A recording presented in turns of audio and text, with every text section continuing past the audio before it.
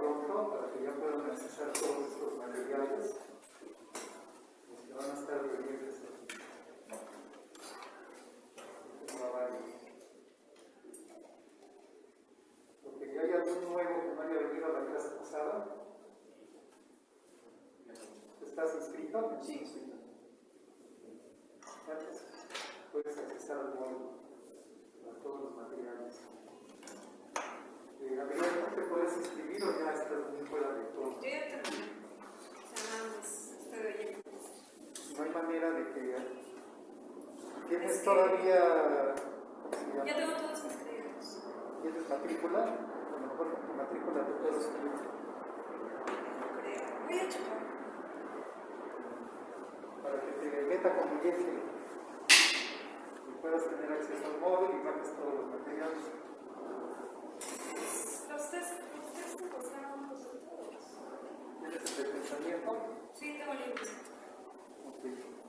Porque no tienes solo los índices, yo creo. Sí, eso me faltaría. Y el programa, si tuvieras curiosidad de ver. También yo. Okay.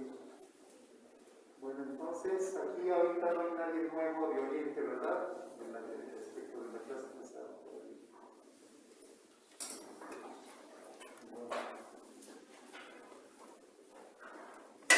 Los anuncios, pues, claro que quería que se enteraran antes de que empecemos. Les voy a recomendar que vuelvan a usar esto. Porque el COVID ya viene de nuevo, ¿no? Ya se anunció, tiene una nueva cepa, ya está en Estados Unidos y en Brasil, según me enteré, y ya pues no tarda en llegar aquí a México, ¿no? La UNAM ya pensaron que todos los estudiantes vuelvan a usar esto.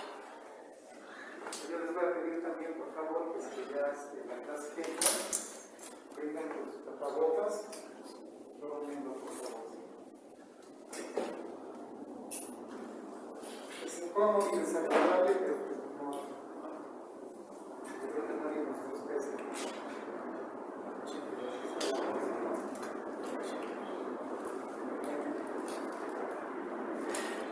La clase pasada estábamos viendo una introducción al curso, la cual voy a seguir. Perdón, eso es lo que hiciste, empezamos mucho de poco, ¿verdad?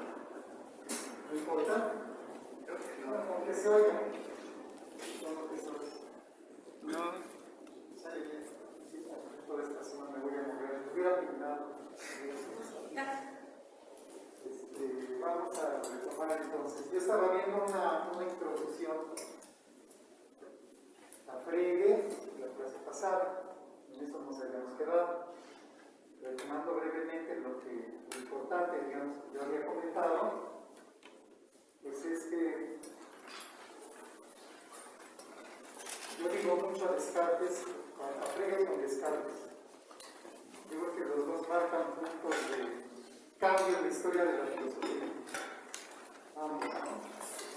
Fueron pensadores que habían hecho en su momento cada uno de ellos, provocaron un cambio de dirección en la historia de la filosofía cada uno de ellos. Descartes, con el giro epistémico, del cual estuvimos hablando la clase pasada, dando prioridad a los problemas epistemológicos sobre los metafísicos, que lo podemos resumir en una idea muy simple, ¿no? Antes de preguntarnos por el ser, debemos preguntarnos por el conocer. Antes de decir qué son y cómo son las cosas, tenemos que preguntar si las podemos conocer o no, y de qué manera las conocemos o no.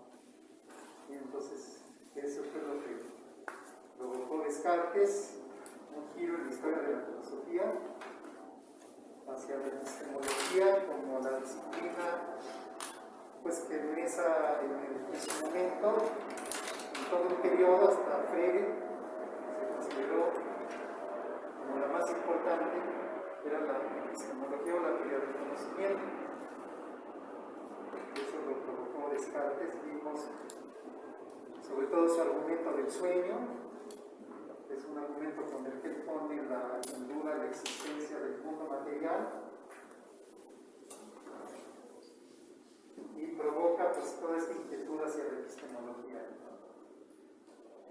Con un argumento muy simple que se redacta y se expone rápido, se entiende muy rápido, en media cuartilla se puede decidir cuál es su argumento y uno lo entiende inmediatamente.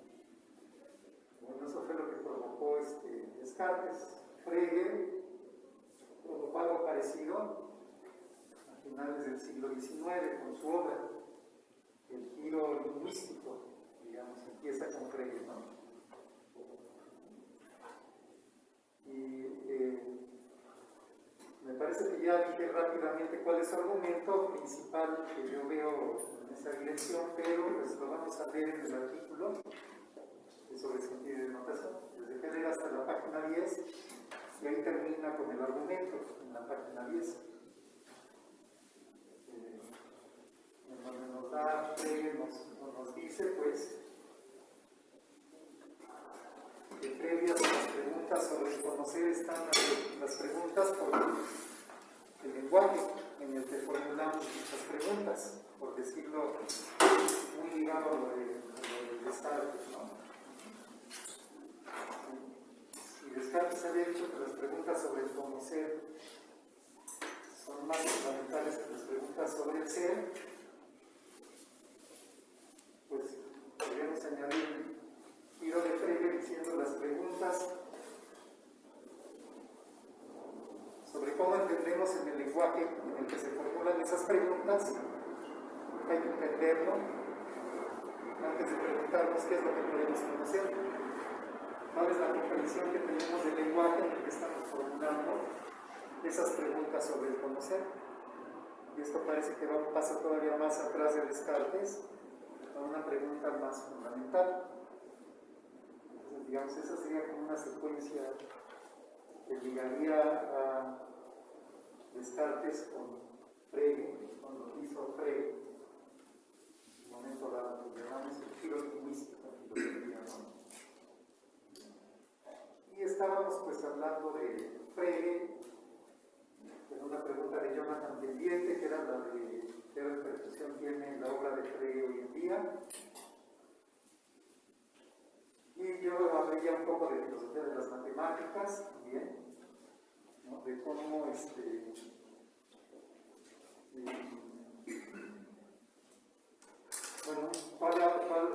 una manera de ver un problema básico en la filosofía de las matemáticas era preguntarse sobre la ontología de las matemáticas, ¿no? ¿De qué hablan las matemáticas? ¿Cómo podemos dar cuenta de la verdad en matemáticas? Y les dije rápidamente, pues la postura platonista diría que así como existe el mundo material, con base en el cual podemos corroborar la verdad empírica, digamos, yendo a contrastar los enunciados empíricos contra los hechos de ese mundo material, pues la respuesta platónica en filosofía de las matemáticas es que podemos corroborar los enunciados matemáticos contra un mundo de entidades matemáticas que no es espacio-temporal como el mundo material. Es un mundo de entidades abstractas, a donde hay hechos matemáticos. No solo hay objetos matemáticos como los números, ¿no? Sino las relaciones que hay entre los números, por ejemplo, como cuando decimos 7 más 5 es igual a 12, es una relación de identidad. Y cuando decimos 7 más 5, pues también estamos estableciendo una relación entre esos dos números, ¿no? Y al decir son igual a 12, pues también es una relación más, la de identidad. ¿Sí? Entonces, así como cuando decimos, pues, la relación Juan ama a María es verdadera, pues sí, solo sí, se da la relación de amor que va de Juan hacia María. Y dirían 7 más 5 igual a 12 es verdadero, y se da la relación de identidad entre 7 más 5 y el número 12. Y habría un hecho matemático, en todo caso, eso diría el platonismo, ¿no?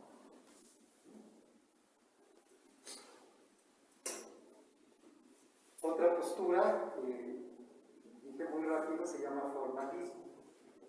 formalismo dice que solo existen los signos con los que operamos la matemática, digamos los garabatos con los que la escribimos, con los que la pensamos, ¿no?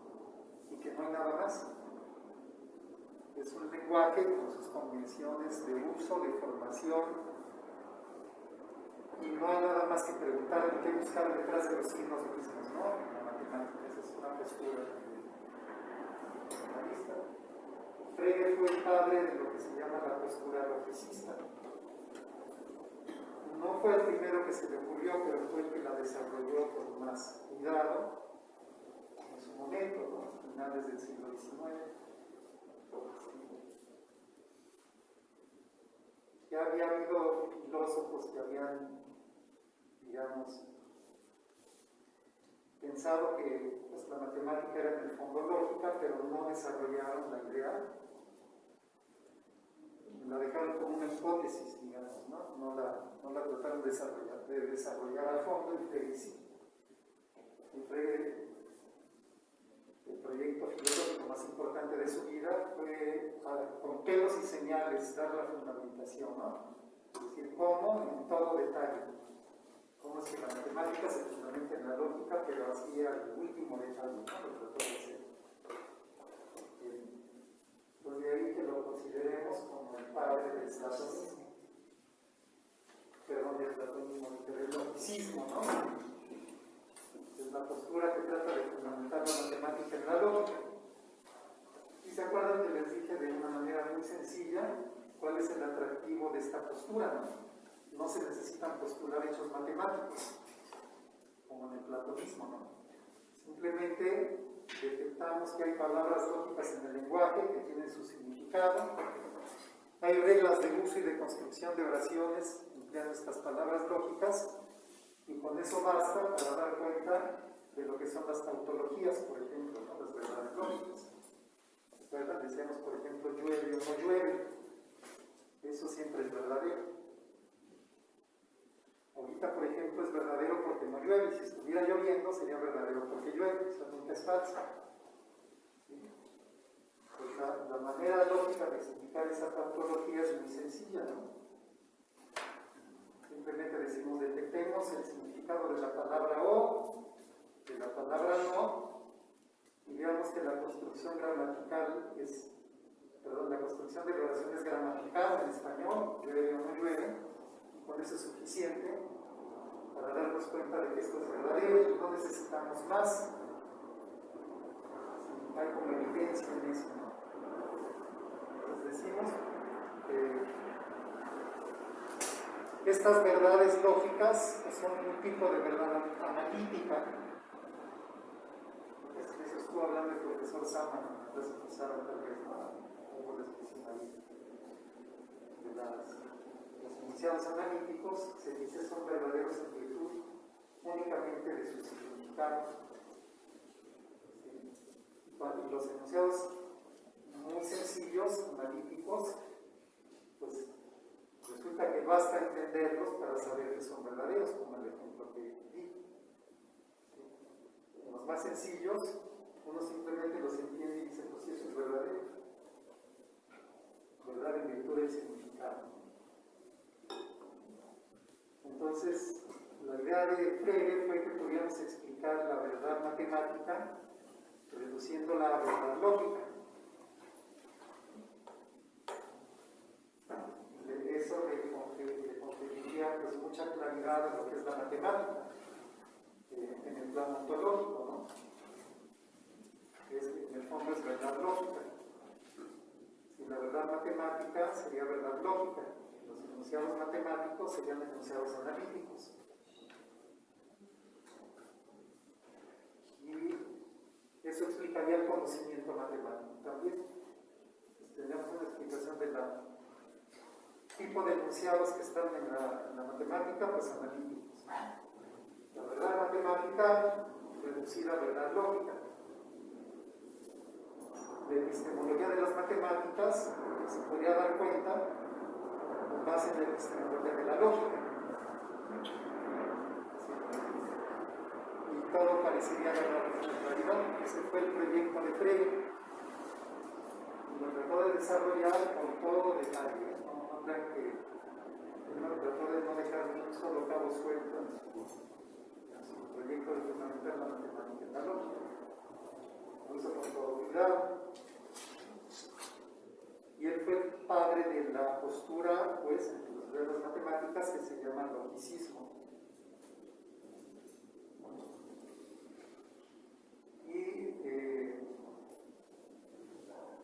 Pues el proyecto logicista pues, fue muy atractivo. El primero que se entusiasmó con él fue Bertrand Russell. Él también trató, bueno, primero encontró un problema al proyecto de Frege, algo que se llama la paradoja de Russell.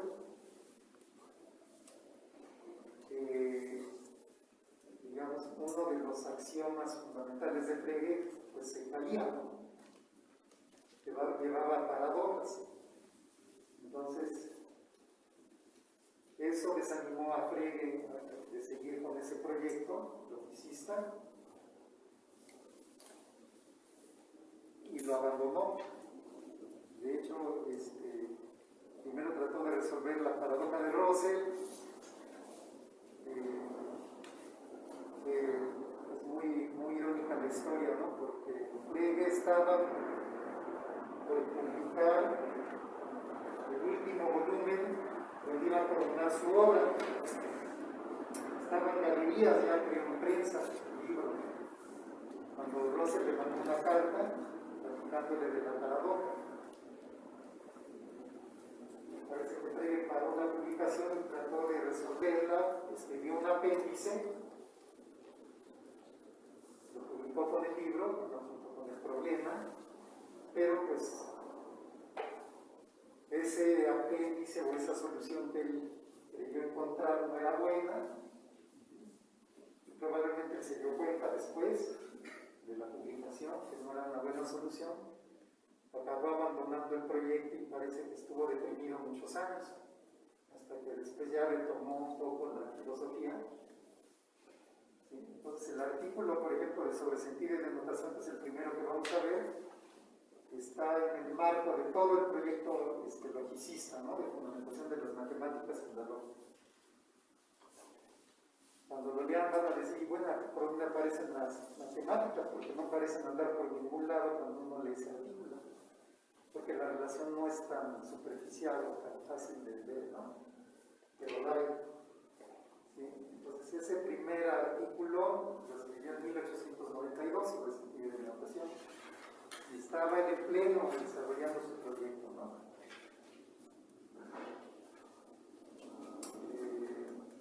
La paradoja de Russell, no me acuerdo si se la mandó por ahí de 1901 o 3 por ahí. Estaba publicado un libro que además se llama Los Libros de Celsius. Lo estaba por publicar cuando le mandó la paradoja. Entonces él pues acabó desanimándose de ese proyecto.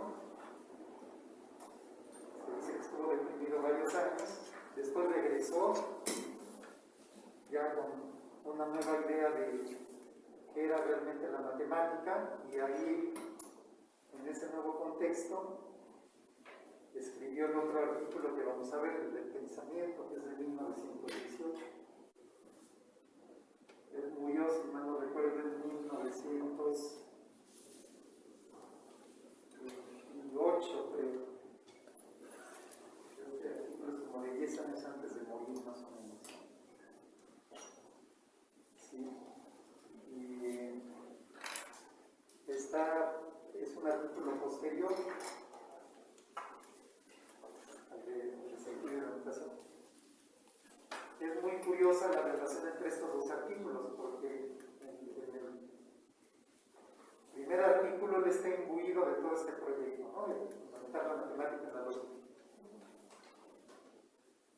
Hay como 26 años de diferencia entre la publicación de uno y otro.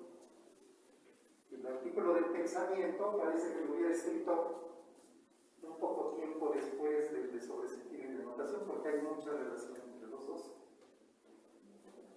Y el proyecto digamos, del artículo del pensamiento, más bien es ya justificar que hay un mundo fuera de nuestra mente. ¿Se acuerdan? Por ahí empezó el proyecto de Descartes, ¿no? De cómo vamos a fundamentar todo el conocimiento humano, en particular el conocimiento de la realidad empírica. Un argumento escéptico del sueño va sobre eso.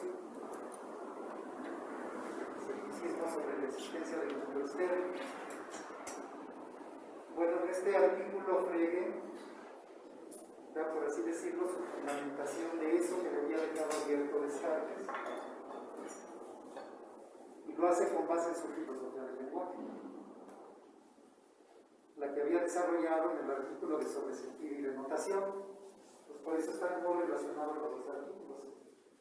Los proyectos filosóficos que están detrás de cada uno son muy distintos. Sin embargo, pues está una relación muy grande, por lo que les acabo de comentar, ¿no? Parece como si Frege hubiera, digamos, después de que abandonó el proyecto logicista, se hubiera puesto a pensar ya más tarde, pues es que esto se puede rescatar, esto es valioso en sí mismo, ¿no? Lo que dice en filosofía del lenguaje. Y puede servir para otro proyecto, que sería el que publicó en el artículo del pensamiento, ¿no? Un proyecto también ambicioso, ¿no? Es como para cerrar el círculo que había dejado abierto Descartes, con el problema del conocimiento del mundo material, del mundo externo, se le suele llamar, ¿no? Entonces, lo que vio Descartes lo trató de cerrar Frege.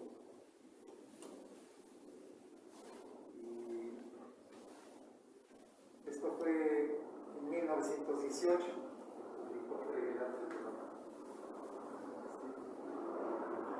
Bueno, cuando ya Frege abandonó el proyecto de logicista, lo que acabó pensando él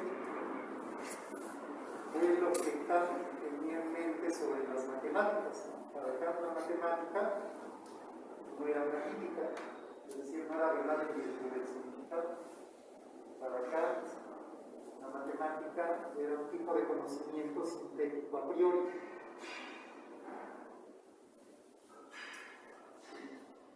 Analítico quiere decir verdadero en virtud del significado. Sintético pues sería la negación de analítico, lo que es verdadero pero no en virtud del significado. Entonces, ¿de qué? Pues puede ser la verdad empírica, por ejemplo, ¿no? En virtud de los hechos naturales podría ser, por ejemplo, ¿no? La verdad de tipo sintético,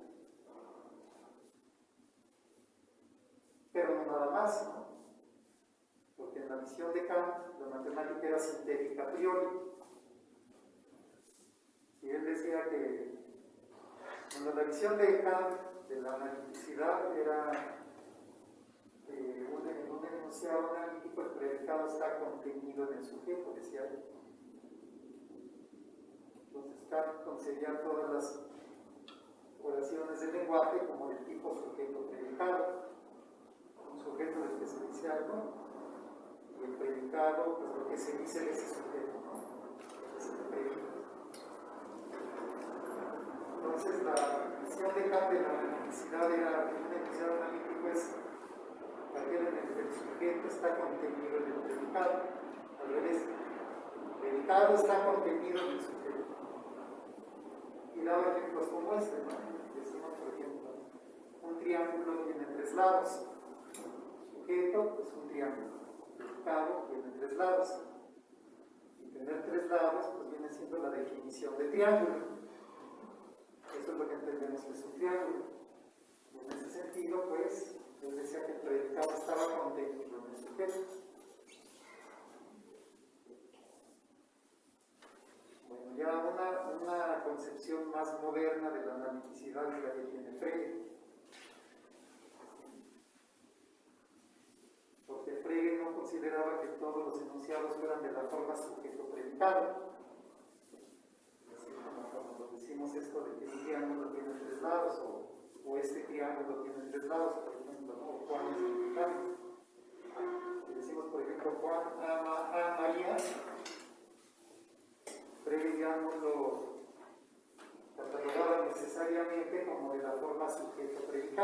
decía, ahí más bien estamos hablando de una relación entre dos sujetos, ¿no? Una relación que tiene dirección, además va del primero hacia el segundo. Pero ya no estamos haciendo una proyectación como cuando decimos la línea redonda, por ejemplo. Estamos estableciendo una relación entre cosas. Y esos ya no son sujetos predicados, son enunciados relacionales. Como decía Frege, ¿no? Entonces Frege ya tiene una concepción de los enunciados menos simple que la de Kant. Y la noción de analiticidad de Kant es metafórica, porque habla de contención, como estar metido adentro de. ¿Sí? La palabra contiene es decir que algo está contenido en otra cosa es porque está metido adentro de. ¿Sí? Y eso es lenguaje metafórico. Entonces, la definición kantiana pues tiene dos problemas por lo menos. Una, que considera que todos los enunciados son sujeto predicado, lo cual en la visión posterior de Frege no es así. Hay más formas de enunciado que solo sujeto predicado. Eso es una cosa, ¿no? Y otra, que si hablamos de contención, pues estamos dando una definición metafórica. ¿Sí? Está viviendo un concepto espacial, una cosa está metida en otra, cuando no estamos hablando de algo espacial. Entonces, de los trabajos de Frege sale una noción más adecuada, que por ejemplo Quine la formula con mucha claridad. Es un lógico norteamericano, ¿no? Willard Van Orman Quine, lógico, filósofo, que murió. Y él decía que los enunciados analíticos son verdaderos espíritus de su significado. Esa es una mejor definición, ¿no? No tiene, el mismo Juan decía, no tiene los problemas de la definición de Kant. Emplear una forma sujeto predicado de la cual no todos los enunciados participan y ser metafórica. Entonces, esta definición podría ser la fregiana también, que ya había reconocido que puede haber enunciados relacionales analíticos, por ejemplo, ¿no? De hecho, para él, por ejemplo, 7 más 5 igual a 12 sería un enunciado relacional de identidad y analítico cuando estaba desarrollando su proyecto de fundamentación de la matemática. ¿Sí? Eso que dijo Juan muchos años después y está en Frege.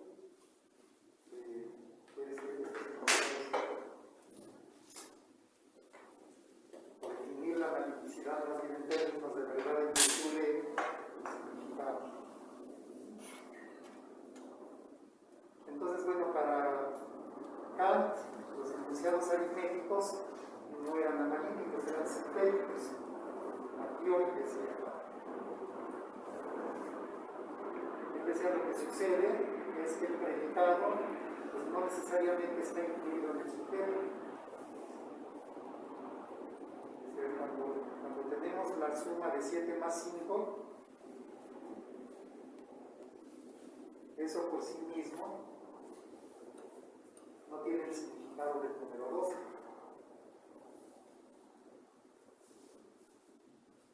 Era una de las cosas que pensaba Kant. Pero es un enunciado a priori, es decir, no hay que ir a la experiencia a verificar. En este caso, el número 12, digamos, no estaría contenido en 7 más 5. Uno tiene que hacer la operación, digamos, ¿no? Que sea ya muy sencilla para corroborar ese acerto. Y esto se vería con más claridad pues, en enunciados matemáticos más complejos, en donde uno podría tener una ecuación ecuación muy complicada, con tal resultado, ¿sí? Y uno examinando la pura operación y entendiendo lo que se le pide, uno no sabría si es verdadero o falso. Si no es hasta que uno realiza toda la operación, la va desarrollando uno y uno descubre si es verdadero o falso. Entonces, el 7 más 5 igual a 12 pues suena muy sencillo, y es trivial, ¿no? Pues sí parece que sí está contenido. Pero si agarráramos una ecuación matemática muy complicada, por más que la entendamos muy bien, ¿no? Muy bien, es un chorizo así de largo, ¿no? Lleno de símbolos matemáticos, con una igualdad y igual a tal cosa, ¿no? Podemos entender todo lo que está de este lado, que es exactamente lo que se nos pide, y si no realizamos las operaciones, no podemos decir si eso es verdadero o falso. Y Kant entendía que eso quiere decir que eso quiere decir que el predicado no está contenido en el sujeto. Es sintética, pero es a priori porque no hay que ir a la experiencia a verificar nada, ¿no? Simplemente desarrollando las operaciones, pues uno da con el resultado. Entonces, al final de su vida, Frege regresó a la idea kantiana de la verdad matemática, más bien los enunciados matemáticos como sintéticos a priori. Volvió a la concepción kantiana, abandonó el proyecto logicista y se ve que le debe haber dado muchas vueltas a la paradoja de Russell y no halló cómo resolverlo. Por eso regresó a la postura de Kant. Y al final de su vida, pues él también pensaba que la aritmética era sintética a priori y no era sintética. Sin embargo, pues en su intento de fundamentar la aritmética en la lógica, pues él abrió ahí no sé si llamarla disciplina en matemáticas, ¿no? Que es justamente desarrollar toda la aritmética en términos de teoría de conjuntos. Esto se hace en matemáticas, no ya como un proyecto filosófico, ¿no? Como una teoría puramente matemática. Las facultades de matemáticas así lo estudian hoy en día, sin el matiz filosófico que tenía con Frege el proyecto, ¿no? Simplemente nos dicen, a ver, si agarramos la teoría de conjuntos,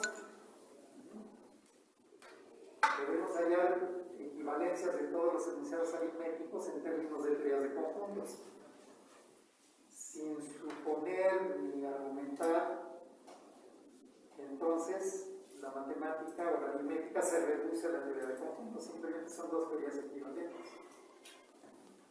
No es que una sea más básica o fundamental que la otra, ¿no? Es como hallar el equivalente de una teoría en otra, lo que ven hoy en día los matemáticos, ¿no? Es decir, todo lo que se puede hacer con aritmética se puede hacer con teoría de conjuntos, y tenemos dos teorías equivalentes sin pretensiones de que una fundamente a la otra, una sea más básica que la otra, ¿no? Son simplemente teorías equivalentes en la matemática. Y hoy en día eso se estudia así. Y el primero que intentó hacer eso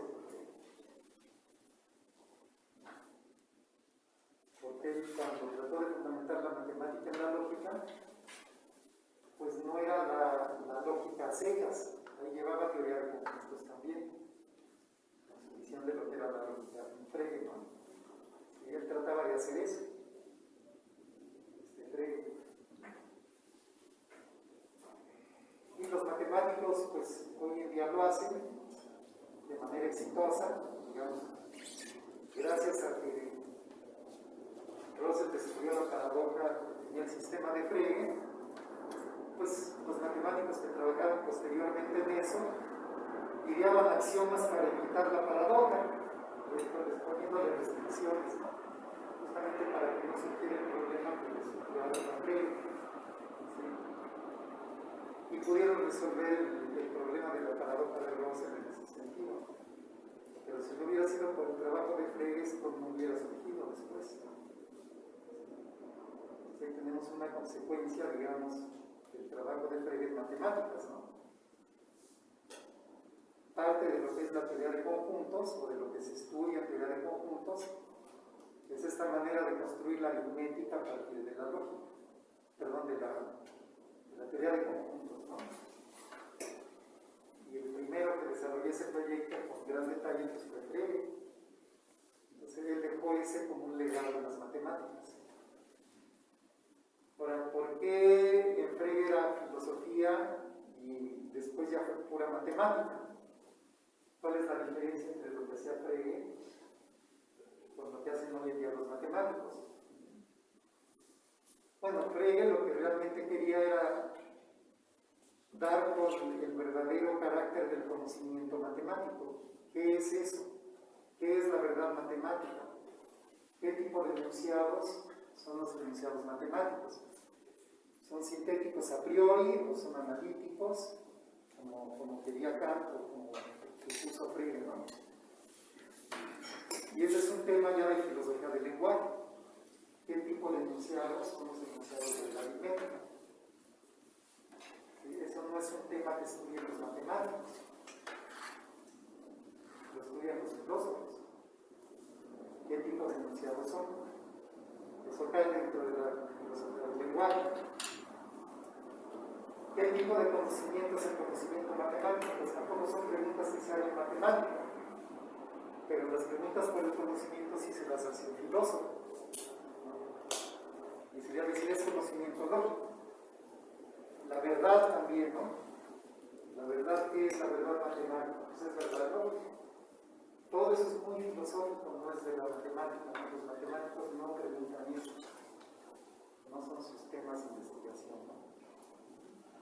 Entonces, cuando un matemático estudia la aritmética hoy en día como parte de la teoría de conjuntos, ninguna de estas preguntas pasa por su cabeza ni les interesa. A ellos nada más les interesa desarrollar todo el tecnicismo para ver la equivalencia entre las dos teorías y dicen, está bien. Y así se estudia hoy en día esto, no con todo el sabor filosófico que le quería poner Frege a la cuestión. Entonces, ese fue el legado de Frege a las matemáticas, ¿no? Que se pudieran desarrollar estas teorías de conjuntos, en donde se ve la equivalencia entre la aritmética, en términos aritméticos, y la aritmética expresada de una manera totalmente conjuntística. Ahora, dentro de la filosofía, la postura logicista no está muerta. Hay filósofos que tratan de sostener eso, el logicismo, hoy en día todavía. Frege es una de sus inspiraciones. Nos usan los desarrollos de Frege para tratar de seguir desarrollando ese proyecto, el proyecto logicista. Y esto está vivo hoy en día. Bien. Yo diría que en general el impacto de Frege en la filosofía, así en los términos más generales posibles, fue. Se me ocurre una imagen para decir cuál es el impacto de Frege hoy en día, ¿no? Ya no voy a hablar de la teoría del Big Bang, es una teoría física, ¿no? Sobre el origen del universo. Y se dice que el universo, según esta teoría, pues empezó como un núcleo superdenso y condensado de energía, donde toda la energía de todo, y la materia de todo el universo estaba, por así en un punto matemático, ¿no? En un momento dado revienta y luego llena todo lo que conocemos como universo, ¿no? Se revienta ese punto así, la gran explosión, ¿no? Quiere decir el Big Bang, ¿no? Ocurre una gran explosión y empieza la expansión del universo a partir de ese punto inicial. Y se dice que ese es el inicio del espacio y del tiempo, que antes de esa gran explosión ni siquiera había espacio ni tiempo. Y hoy en día se dice que una de las pruebas empíricas de esta teoría, que la comprueban y la verifican, es un fenómeno de microondas que se detecta por todo el universo.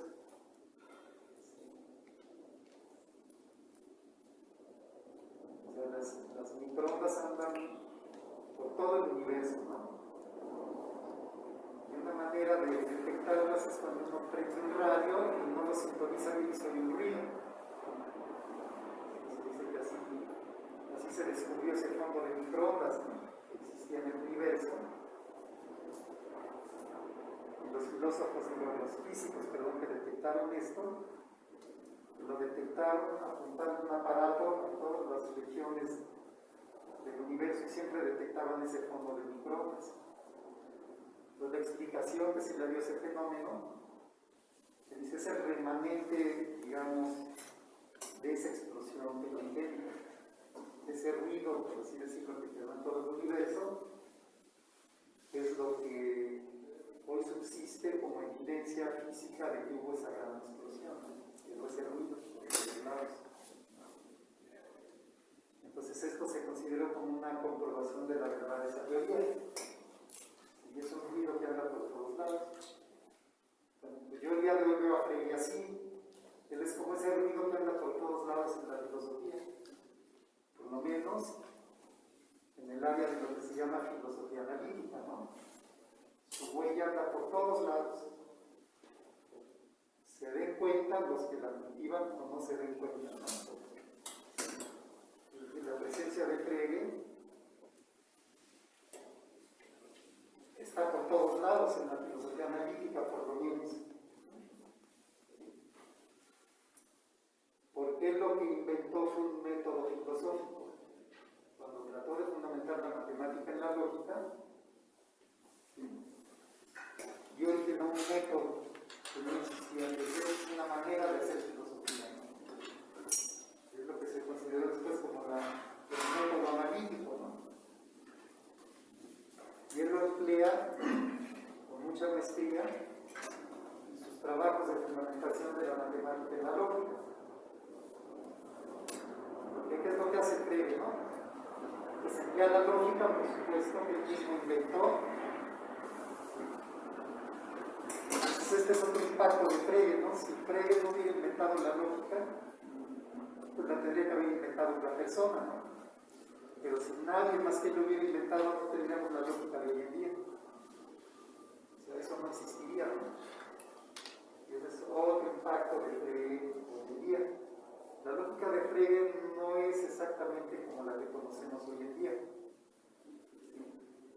Tiene sus diferencias. Pero Frege fue el primero que se dice que elaboró un sistema correcto y completo de algo que se llama lógica de primer orden. Está en su trabajo de lógica original, que se llamó Conceptografía, en 1789, ¿no? Entonces, cuando él publica en ese año ese trabajo, él ya tiene un sistema correcto y completo de lógica de primer orden, cuyos rudimentos estudiamos nosotros aquí como lógica 1 y lógica 2, ya versión contemporánea, no la de Frege. Pero eso que estudian ustedes como lógica 1 y lógica 2, pues viene de ahí, ahí está su origen, Frege. Frege también, en ese mismo trabajo de la conceptografía, tiene lo que se llama una lógica de segundo orden. ¿Sí? Es la lógica, digamos, de los predicados. La lógica de primer orden cuantifica, se dice, sobre objetos. Por ejemplo, cuando decimos todos los humanos son mortales, lo que estamos haciendo es predicar de cada ser humano la mortalidad. Es como si dijéramos, si este objeto es un ser humano, entonces es mortal, ¿no? Algo así, ¿no? Entonces, en la lógica de primer orden se dice que cuantificamos sobre objetos, y en la lógica de segundo orden se cuantifica sobre propiedades o relaciones. Decimos, por ejemplo, ¿no? El rojo es un color. Si piensa que el color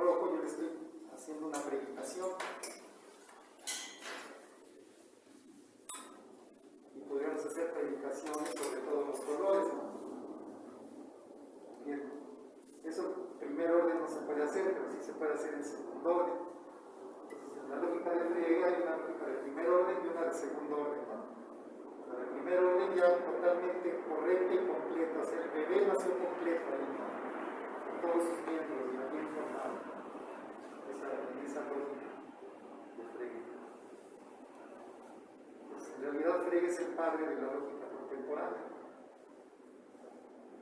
Por ejemplo, de los que se suelen reconocer como los grandes padres de la lógica en la historia de la filosofía, pues uno es Aristóteles, y del mismo tamaño Frege.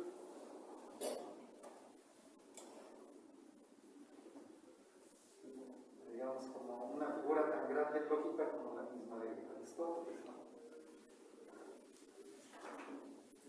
Pues todo esto nos deja ver el impacto de Frege, pero por ejemplo, hoy uno puede estudiar un libro de lógica y ni siquiera saber quién fue Frege. Por eso les digo que la influencia de Frege es como las microondas que andan por todos lados y nadie se da cuenta. Pues la presencia de Frege anda por todos lados en la filosofía analítica y no todo el mundo se da cuenta de eso. Lo sabe. Perdón, una pregunta. No, es que ahorita que estaba mencionando sobre lógica de primer orden y de segundo, Sí. En programación hay una parte de matemática que se llama matemática discreta y precisamente lo que se enseña es lógica de primer orden y lógica de segundo orden. Y hay una parte que se llama programación orientada a objetos. Y ahorita que menciono todo eso, dije, pues es Frege. O sea, se me hizo clic. Sí. En este libro de la conceptografía nacieron esas dos lógicas al mismo tiempo, ¿no? Ahí están presentes. Pues bueno, pues Frege se considera así como un papirrucho de papirruchos en lógica, ¿no? Es uno de los más grandes lógicos de la historia de la humanidad, ¿no?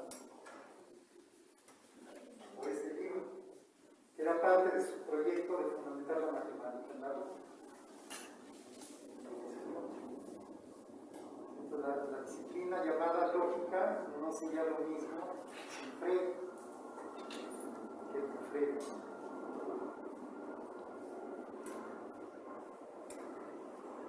Bueno, la lógica está muy desarrollada hoy en día,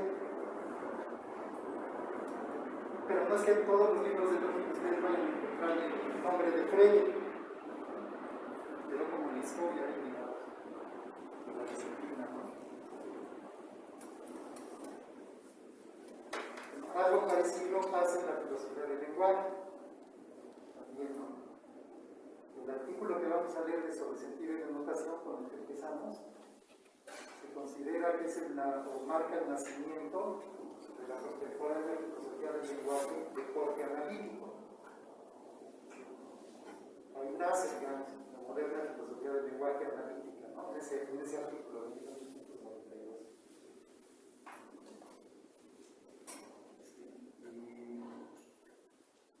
Entonces, Frege le da, digamos, la forma contemporánea a lo que es la lógica, a la filosofía del lenguaje, a la filosofía de las matemáticas,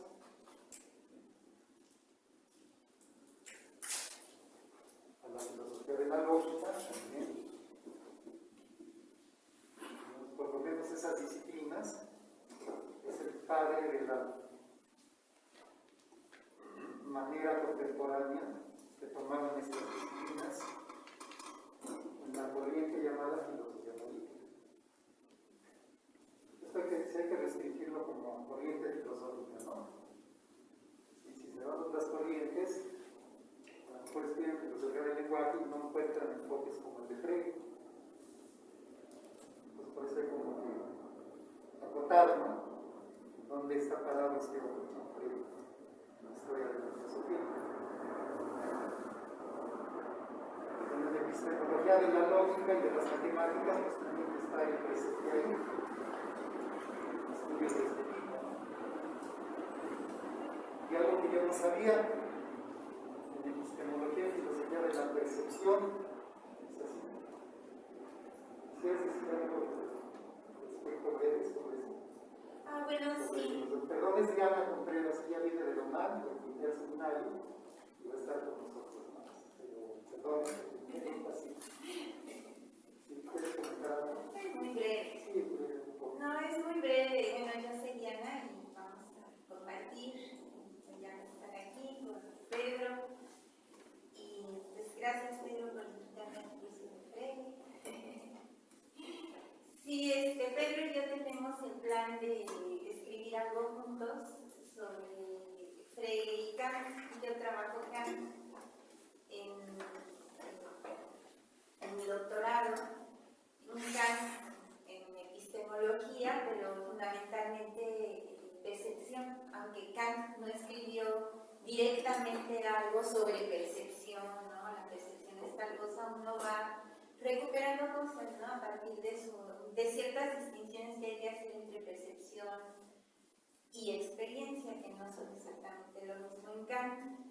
Y resulta ser que es posible aproximar a Kant dentro de una de las teorías contemporáneas en filosofía de la percepción, que entra ya dentro de filosofía de la mente o entra también en epistemología, y esta teoría se conoce como disyuntivismo o teoría relacional de la percepción, que es muy contemporánea y es posible leer a Kant desde ahí sin que eso signifique que Kant haya sido un disyuntivista, porque entonces estaríamos haciendo un anacronismo, ¿no? Pero sí creo que es posible leer a Kant, un poco acercarlo a esta posición, pero lo más interesante es que al parecer Freire es algo así como padre de esta posición en teoría de la percepción,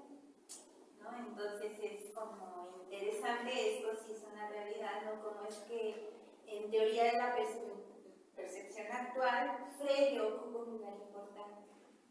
Entonces, bueno, Pedro y yo estaremos indagando sobre ello y estaremos viendo hasta qué punto hay afinidades o no entre Freire y Kant a partir de estas posiciones contemporáneas sobre la percepción. Gracias. Bueno, pues tenemos el impacto de Freire en filosofía actual, ¿no? Filosofía de la percepción. Yo, de hecho, publiqué hace poco un texto en donde desarrollé una idea de Freire sobre condicionales contrafácticos. Es un tema de lógica, digamos, ¿no?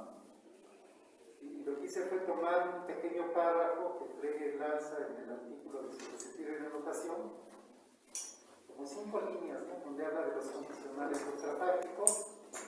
Y yo lo que hice fue tratar de escarbar y desarrollar toda la idea de Freire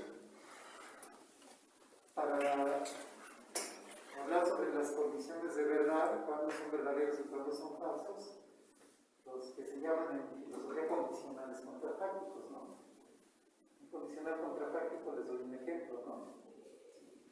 Decimos, por ejemplo, si hubieras llegado temprano, no habríamos ido al cine. Eso es lo que se le llama un contrafáctico, un condicional contrafáctico, ¿no? Tiene que ver con el hubiera, o el si hubiera, o si hubiese, ¿no? Entonces, Freire aborda brevemente el tema en el artículo original de su sentido de notación. Y yo lo que hice fue tratar de desarrollar, digamos, una teoría de las condiciones de verdad, de ese tipo de condicionales basado en las 5 líneas de Freire, ¿no? Y ya lo saqué, y me acuerdo que en las conclusiones lo que yo escribí es, pues es que Freire no hay que verlo como un filósofo muerto, ¿no? Sus trabajos están llenos de ideas que pueden ser semillas de muchas cosas, ¿sí? Y esto yo lo acabo de publicar hace 2 años, 3 años, no me acuerdo, ¿no? ¿Cómo se llama el texto? ¿El mío?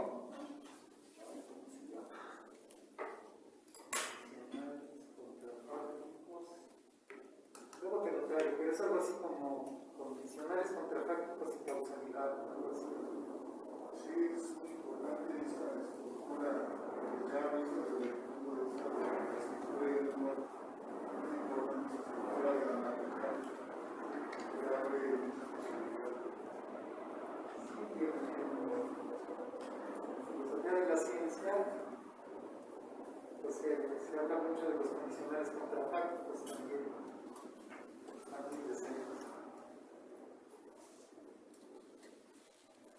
Se dice, por ejemplo, que las leyes científicas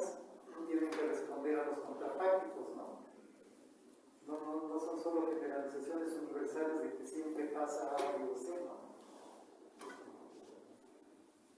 De acuerdo con una ley científica, si hubiera pasado otra cosa, tendría que haber pasado tal otra, aunque no haya pasado. Entonces, los condicionales contrafactos están muy relacionados con el estudio de las leyes científicas. Y por eso en filosofía de la ciencia les interesa mucho este tipo de enunciados, ¿no? De hecho, esa parte era muy bastante mal usada en el lenguaje coloquial. Bastante, perdón, Mal usado. mal usada. Si Hubiera, hubiera, muchas veces decimos si hubiera, por ejemplo, si me hubiera mojado, me hubiera enfermado, esa mal usado, porque tendría que ser habría. sí, gramaticalmente mezclamos el habría con el hubiera o hubiese, ¿no? Sí. Sí, es una cuestión de gramática, ¿no? En ese caso. Bueno, haciendo un comentario ahí, me llamó la atención porque hay un libro contemporáneo que es de un filósofo alemán que se llama Marcus Gabriel, se llama Sentido y Existencia, y en lo que fundamenta su filosofía es en Kant y en Frege. Digo, ahí me llamó la atención porque precisamente habla de qué forma evadir esto de las proposiciones autorreferenciales y meter al sujeto sin que sea en una cuestión metafísica, ¿no? Entonces, es hacia él le llama hacia una nueva ontología. De hecho, viene del área analítica, aunque ahorita está más en el área continental, por así decirlo.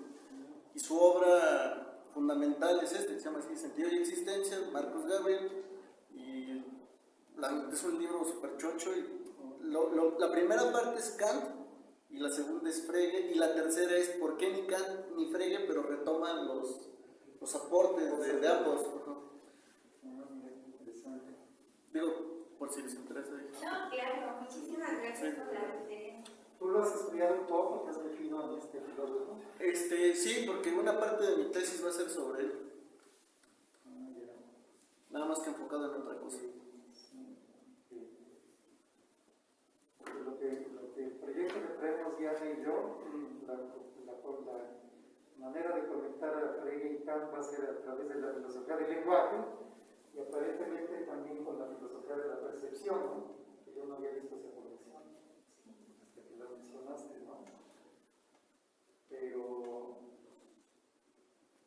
te lo platico para ver si lo que has leído algo te resuena, ¿no? En este filósofo de lo que estamos pensando, ¿no? Nosotros.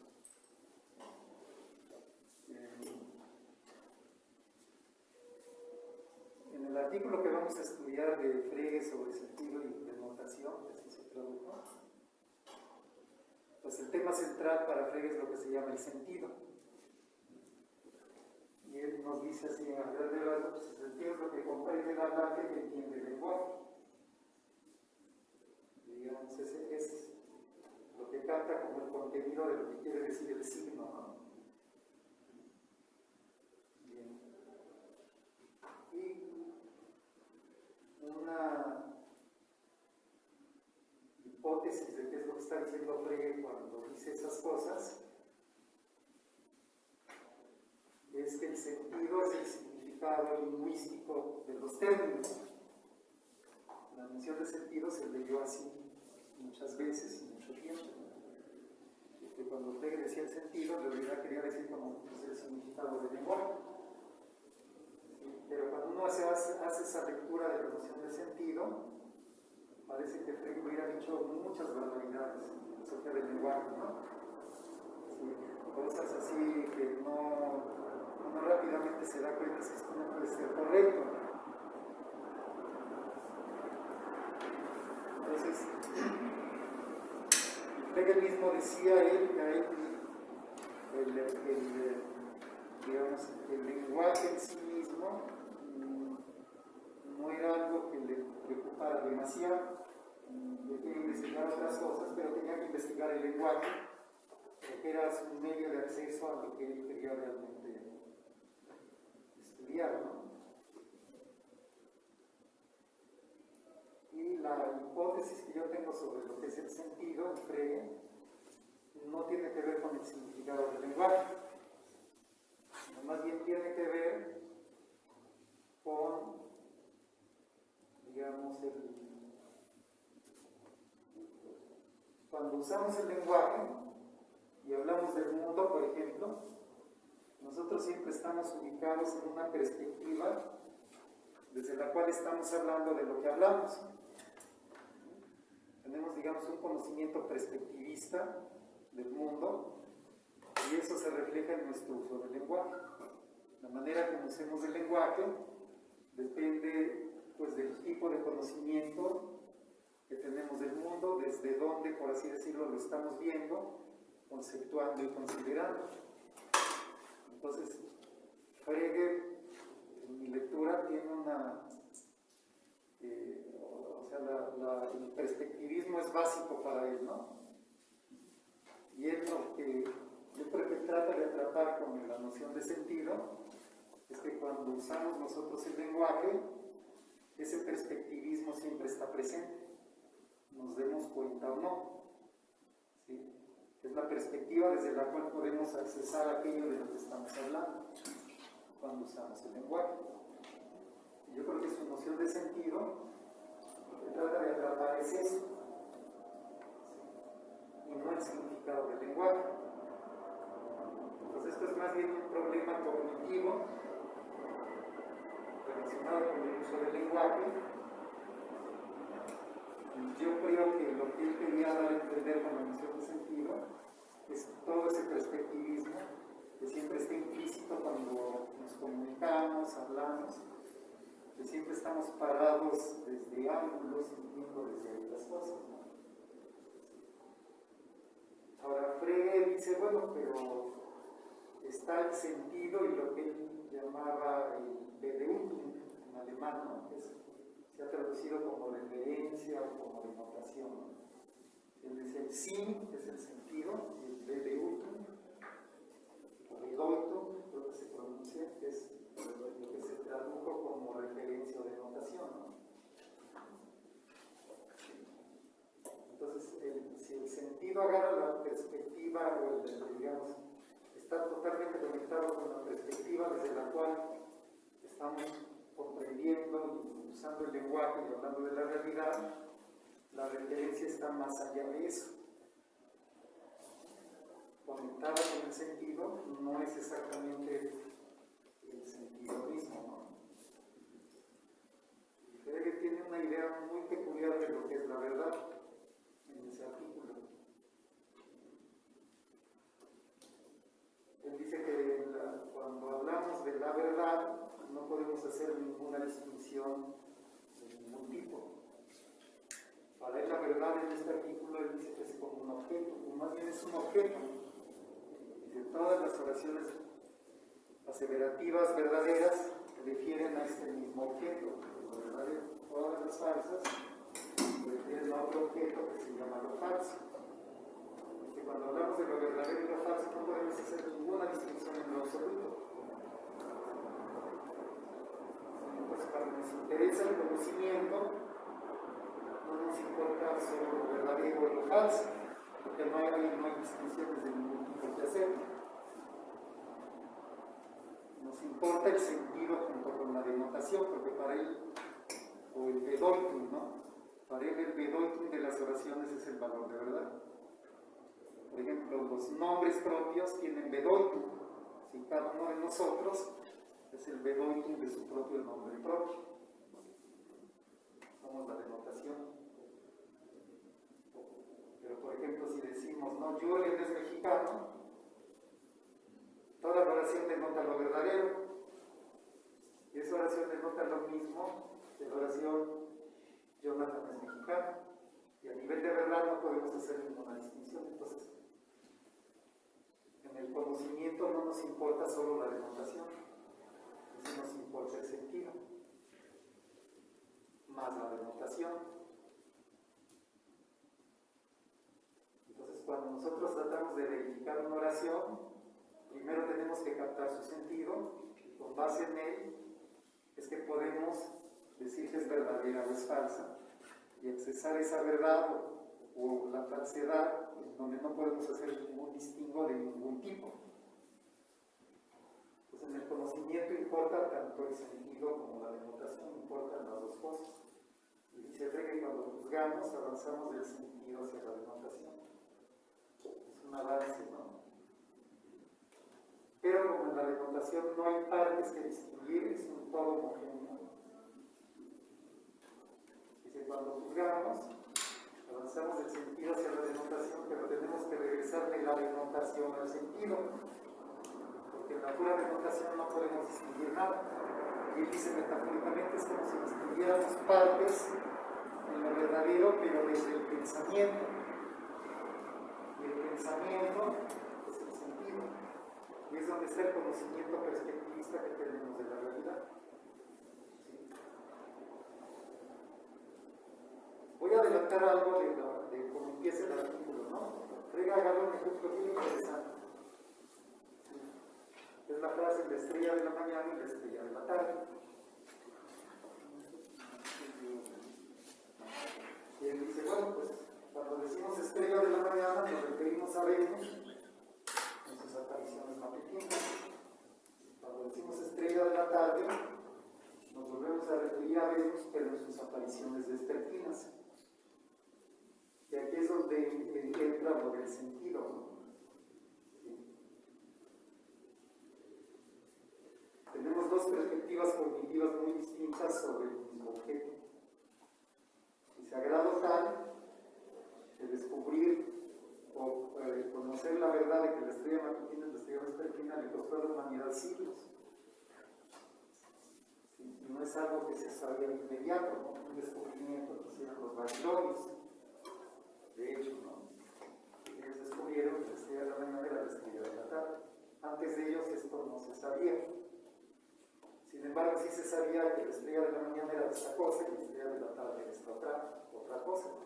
Pero no se conocía su identidad, porque teníamos dos perspectivas cognitivas tan distintas de uno y el mismo objeto que no sabíamos que era lo mismo.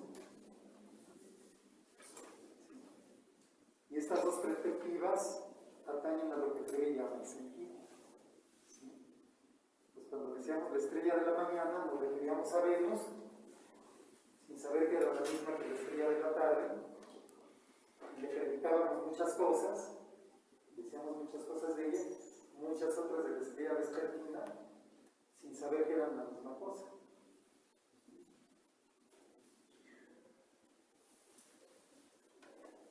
Y fue un descubrimiento pues astronómico decir que son la misma cosa. No fue, digamos, no fue algo trivial. Y esto ya toca el inicio del artículo que vamos a estudiar, ¿no? Sobre sentido y denotación. Esto que estoy mencionando.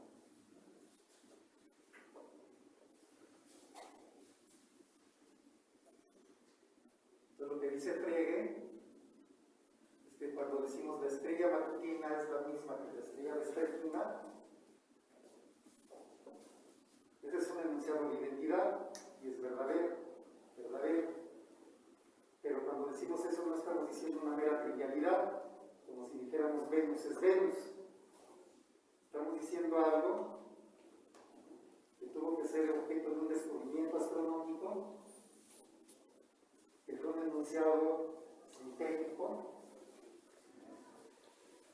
que se tuvo que investigar para descubrir que era verdadero, y no es un mero enunciado trivial de identidad, como si dijéramos la estrella matutina es la estrella matutina o Venus es Venus, ¿no? Otro tipo de enunciado, ¿no? Y él dice, bueno, ¿y cómo explicamos? Entonces, que cuando yo digo la estrella matutina es la estrella matutina, es una trivialidad, es como una tautología, ¿no? Parece que no estoy diciendo nada interesante. Pero cuando digo la estrella matutina es la estrella vespertina, sí estoy diciendo algo, un enunciado que nos amplía el conocimiento, que nos da información, que no es una mera tautología, ¿no? Que tuvo que ser objeto de un descubrimiento empírico. Y esto él lo trata de explicar con su noción de sentido. Es por las perspectivas cognitivas tan distintas que teníamos de ese objeto, lo conocíamos en dos contextos tan distintos que no sabíamos que era el mismo. Y su su noción de sentido lo que viene a explicar es eso. Y él dice, bueno, pues como asociábamos sentidos muy distintos a las apariciones matutinas de Venus con las vespertinas, eso es lo que nos explica que el enunciado no sea trivial, que nos amplíe el conocimiento, a pesar de que siempre que hacemos un enunciado de identidad, siempre lo que estamos asegurando es que, por ejemplo, A y B, si decimos A es idéntico a B, lo que decimos es la misma cosa, eso es lo que estamos afirmando. En realidad son la misma cosa. Pero no es la trivialidad de decir A es igual a A. La noción de sentido viene a tratar de explicar esto, ¿no? Y esto es la obra desde el perspectivismo cognitivo que tenemos sobre la realidad. Y es, para mí la noción de sentido es una noción cognitiva. En realidad cae en la pragmática del estudio del lenguaje, no en la semántica, como se le dio a Freire durante mucho tiempo. La distinción de semántica es pragmática, es básicamente cognitiva, y viene a tratar de explicar cómo usamos el lenguaje, siempre desde una perspectiva cognitiva que adoptamos todo el mundo ante la realidad, ¿no? Siempre que usamos el lenguaje, los seres humanos estamos cognitivamente ubicados ante una realidad y hablamos desde donde la conocemos, ¿no? Y para mí su distinción sentido de notación tiene esa carga y ese objetivo, ¿no? No está tratando de hacer Freire semántica, está tratando de explicar problemas de conocimiento relacionados con el uso del lenguaje y relacionados con nuestra posición ante el mundo, es siempre perspectivista, ¿no? Cuando conocemos el mundo y cuando hablamos de él, cuando nos referimos a él.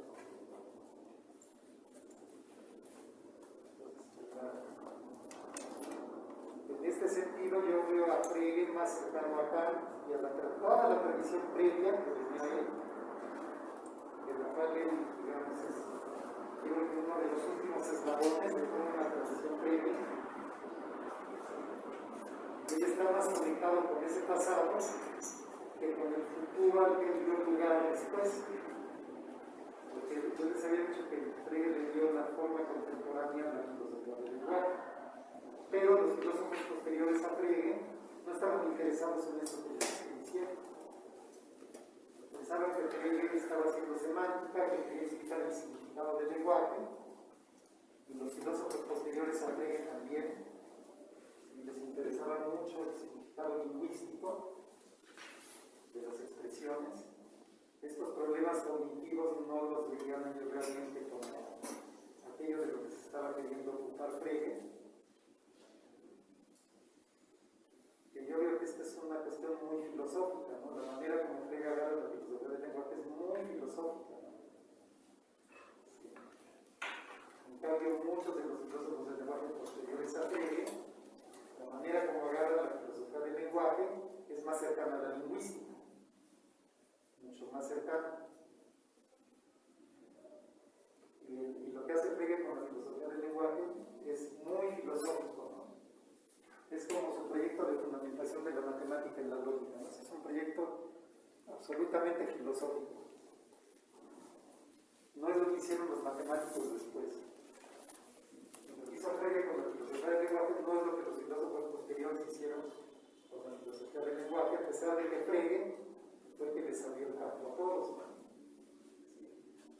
Yo creo que Frege estaba interesado mucho en estos problemas cognitivos en cuanto a la filosofía del lenguaje y explicarlos, ¿no?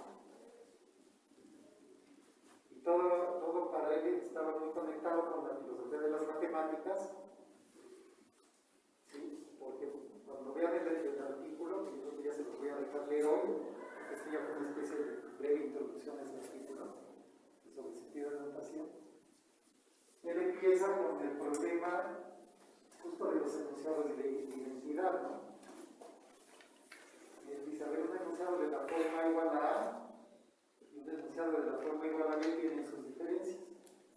Uno igual a A vale a priori y es analítico. En cambio, uno de la forma A igual a B dice no siempre es a priori y no siempre es analítico, ¿no? Acuérdense de los ejemplos que les acabo acabo de dar. Si yo digo Venus es Venus o Venus igual a Venus, eso es a priori analítico y trivial. Pero si decimos Venus es el lucero de la mañana, eso ya es otra cosa. O el lucero de la mañana es igual al lucero de la tarde, ese ya es otro boleto, ¿no? Y los dos son enunciados de identidad. ¿Sí? El segundo no es a priori, fue producto de un descubrimiento científico, a posteriori.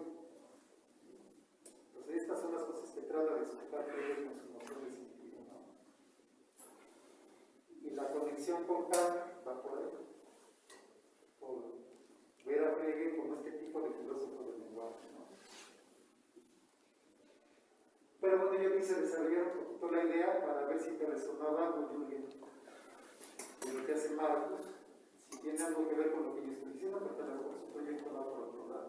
Pues de hecho sí tiene bastante, porque él pretende demostrar que la realidad existe, pero no como totalidad, es decir, no como un conjunto de todas las cosas en un concepto metafísico, sino precisamente desde una postura perspectivista que él llama nuevo realismo, porque esa es la corriente filosófica que está desarrollando, se llama así, es el nuevo realismo, presupone que la realidad existe, pero no como totalidad de todas las cosas, sino desde una perspectiva en la que pueden ambos puntos demostrar que están viendo la misma cosa. Entonces, esa sería la perspectiva objetiva de la realidad, que no necesariamente es el concepto de mundo, de totalidad. Por ahí va el asunto. ¿Sí? ¿Y el filósofo se llama, cómo otra vez? Marcus Gabriel. ¿Escribe en inglés o en alemán? En alemán, en inglés y en español. Está traducido. Sí.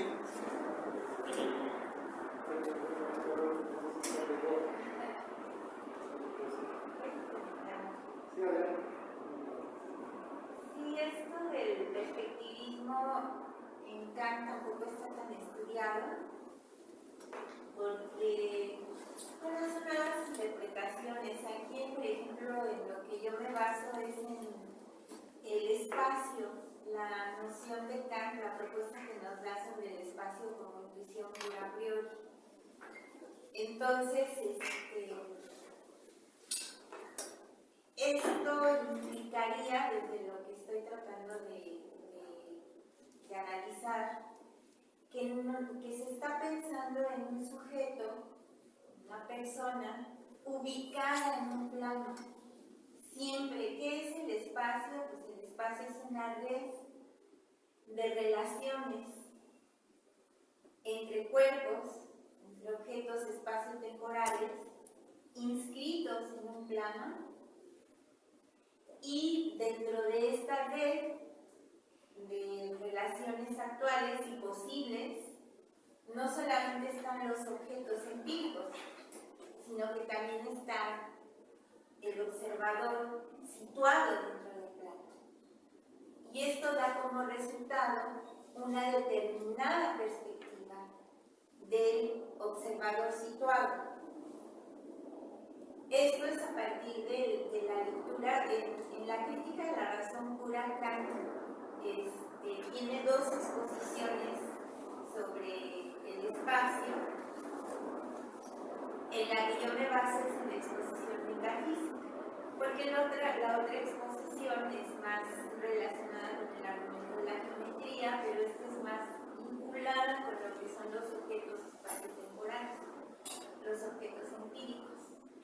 Y este estudio también da como resultado no solamente que el observador está simplemente situado en un plano y que tiene una perspectiva, sino que también posee un cuerpo, ¿no? O sea, digamos que es una cognición corporalizada. Está dotado de un cuerpo que ocupa un lugar en un plano, lo que le permite tener una determinada perspectiva. Entonces esto, hasta ahí llega el trabajo, ¿no? No podemos decir mucho más allá. Claro que, por ejemplo, alguien podría decir, bueno, se parece a la fenomenología de la percepción, el cuerpo y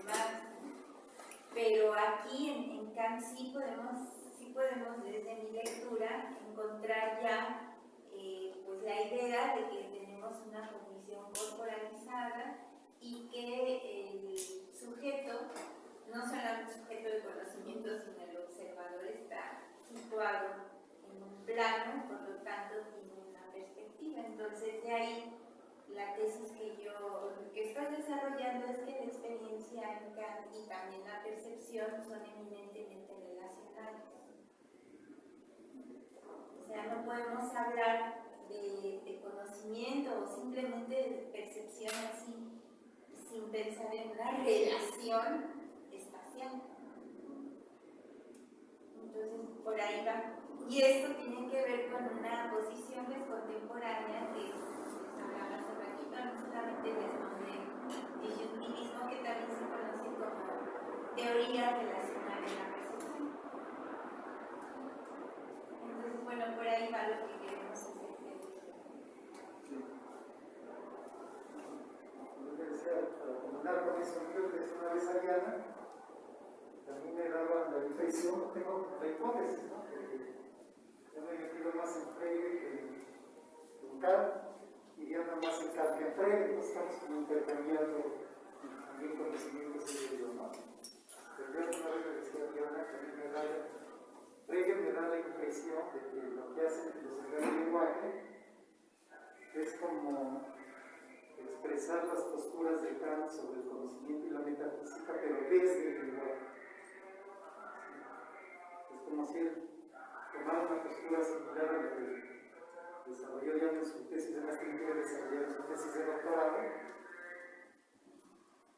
pero es como si Frege hubiera dicho, y esto desde el lenguaje, ¿qué se puede decir, no?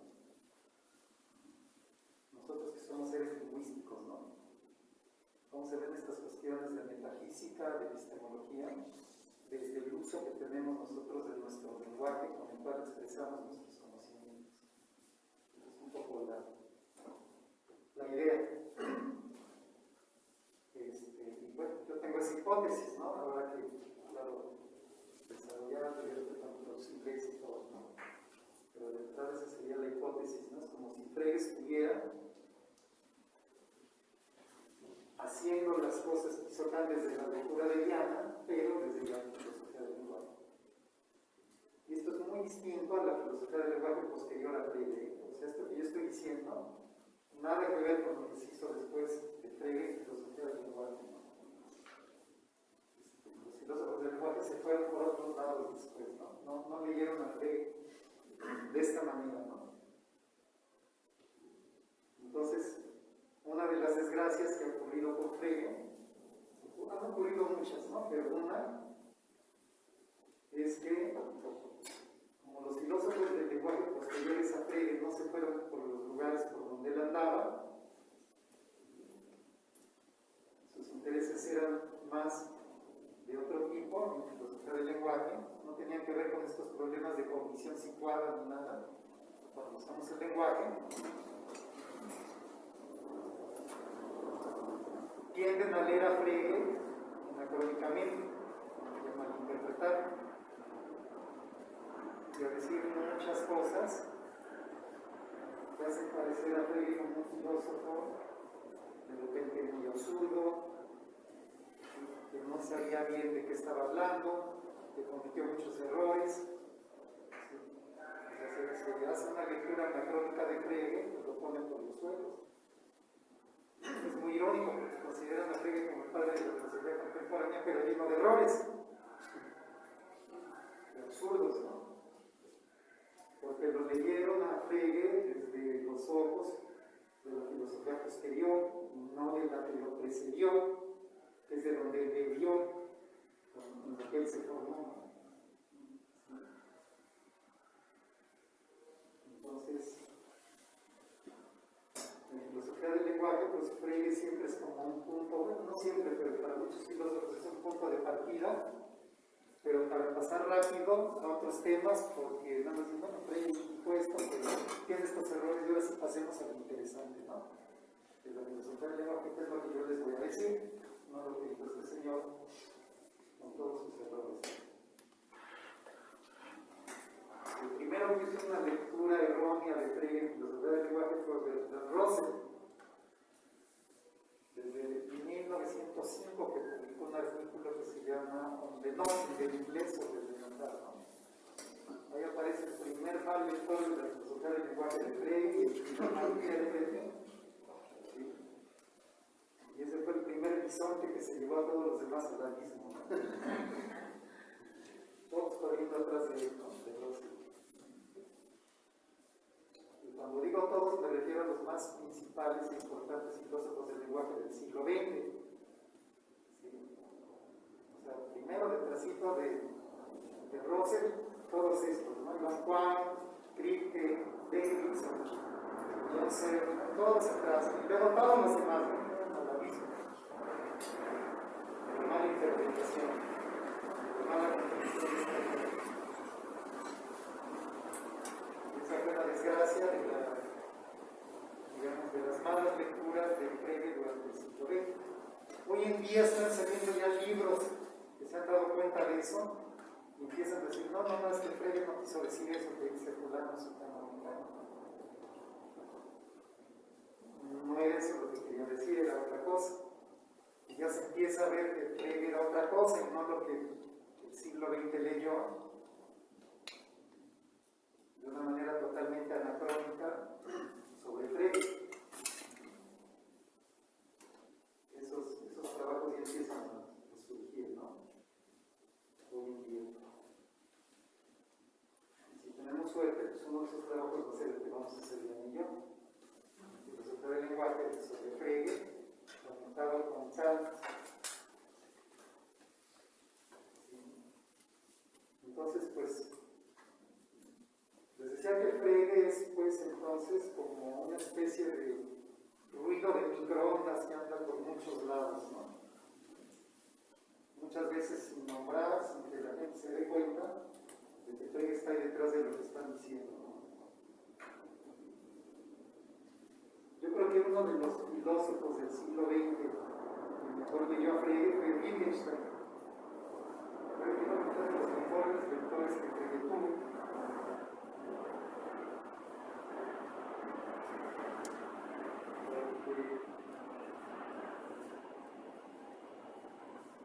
Leyendo a Wittgenstein, uno se da cuenta de que Frege está muy detrás de lo que él está diciendo, y él mismo lo decía. Wittgenstein decía que, por un lado, decía días antes de morir, dijo, ¿no? Alguien que lo estuvo cuidando, que era por su Peter Lynch, le dijo, ojalá yo hubiera podido escribir como Frege. Eso fue días antes de su muerte, ¿no? Que son momentos muy significativos porque todo lo que había hecho ya lo había hecho. Su obra ya estaba hecha. De Wittgenstein, días antes de morir, ¿no? Y esos son los momentos en los que uno cae en la mayor franqueza consigo mismo. Las reflexiones previas a la muerte. Es muy significativo eso que dijo él en ese lugar. Otras dos frases muy significativas de Wittgenstein, se las digo porque realmente si uno lee con cuidado a Frege y luego lee a Wittgenstein, es que dices, es que esto lo tuvo que haber sacado de Frege, ¿no? No creo que haya salido de otro lado. Bueno, él dijo en un libro que se traduce como Papeletas, Zettel de alemán, este es otro texto de Wittgenstein, ¿no? Él escribía como pequeños parágrafos enumerados, creo que es el 712 o el 722. Y él dice algo como esto. Si yo les voy a dar el sentido, no me acuerdo de las frases, pero el sentido de lo que quiere decir este hombre, ¿no? Si yo les quisiera, a donde nadie vea Frege detrás de mi obra, yo les podría decir a dónde está, ¿no? Cuando me leen a mí, ¿no? ¿Sí? Si ustedes me leen, no se dan cuenta de que ahí está Frege, pero sí, yo se los podría decir, ¿no? En lugares donde ni se lo imagina, ¿no? Detrás de lo que yo digo, está Frege. Eso lo dijo en este texto. Cuando escribió el Tractatus y lo publicó en el prólogo, da agradecimiento solo a dos personas, a Russell y a Frege. Y dice, pues, le doy las gracias, digamos, de inspiración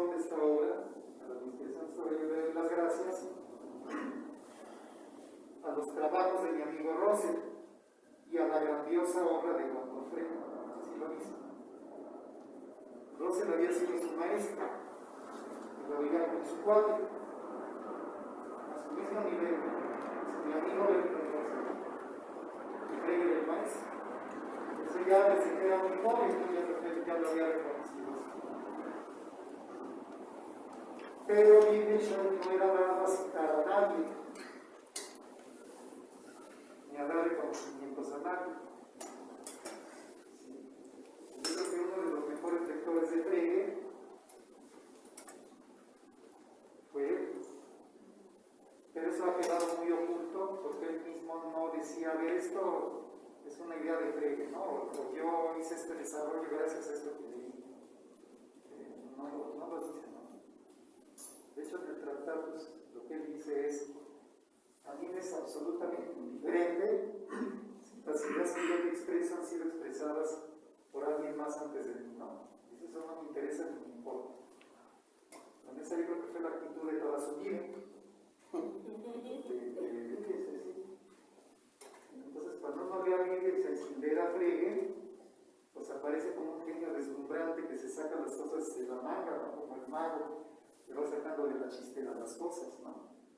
Pero cuando uno lee con cuidado a Frege, dice, no, pues detrás de esto está Frege, y detrás de esto otro también, y detrás de esto también, ¿no? Entonces, este es, a mi juicio, de los mejores lectores de Frege, porque cuando uno lee a Wittgenstein uno se da cuenta de que lo entendió muy bien, como los filósofos posteriores no lo entendieron. Pero como no era dado de citar a nadie, pues eso queda oculto, ¿no? Les ha retrasado mucho el reconocimiento de quién era Frege en la historia de la filosofía, ¿no? Wittgenstein luego se fue endiosado como una genia de la filosofía, ¿no? En cambio, Wittgenstein veía a Frege como gran genia de la filosofía y así mismo no. En uno de sus diarios personales dijo Wittgenstein algo muy interesante, ¿no? Decía algo así como que, otra vez recuerdo más o menos el sentido, ¿no? Que los judíos no son dados al pensamiento original, solamente él era judío, ¿no? Decía, no somos dados al pensamiento original, necesitamos que alguien más nos dé con qué trabajar, ¿no? Para que desarrollemos nuestras ideas. Porque nosotros no tenemos pensamiento original, ¿no? Ahí se está incluyendo. Y yo no dudo que tuviera en mente a Frege cuando estaba diciendo esas cosas. Esto mismo, curiosamente, le pasó a Spinoza con Descartes. Yo no quiero decir que Wittgenstein haya sido como un copión de Frege, ¿no? Lo leyó, lo entendió muy bien y fue su fuente de inspiración para desarrollar su propia filosofía, que no es realmente, podemos decir, esta es una copia de la filosofía de Frege, ¿no? Él sí tiene su propio pensamiento, desarrolla sus propias ideas, sus propias teorías, pero está Frege detrás. Eso es lo que hay que decir de Wittgenstein, ¿no? Y Spinoza vendió mucho de Descartes. También lo reconoce. También desarrolló un pensamiento original, pero sus fuentes están mucho en Descartes. Spinoza. De repente, yo veo los desarrollos de Spinoza como dando de respuesta a cosas de Descartes. Por ejemplo, la noción de sustancia, que eso es básico para todo el libro 1 de la ética, ¿no? ¿Sí? En esta idea del panteísmo que se le ha atribuido a Spinoza, pues yo creo que sale de la definición de sustancia de Descartes, porque para Descartes en realidad y en rigor solo hay una sustancia que es Dios. Nosotros que creemos que somos sustancias realmente no somos autosubsistentes, ¿no? Que sería la idea de sustancia, ¿no? No tenemos autosubsistencia, nuestra existencia depende de Dios. Pues en realidad nosotros somos sustancias entre comillas, los seres humanos, ¿no? Y esto viene de Descartes y está presente en todo el libro 1 de la